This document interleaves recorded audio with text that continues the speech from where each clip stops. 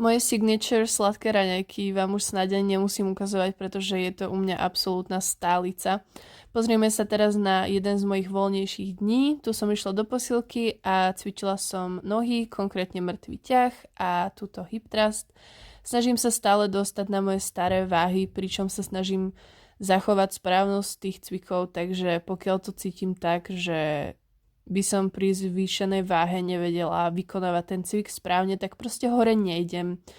A tu vidíte stroje a cviky, ktoré som si dala. Doma som si spravila takéto domáce burgery, ktoré sú výborné na meal prep. Ja som našla recept na Instagrame a potom som si vyzdvihla takýto nádherný balíček, v ktorom bola takáto hnedá kabelka, výborná do školy, elegantná a drží svoj tvar.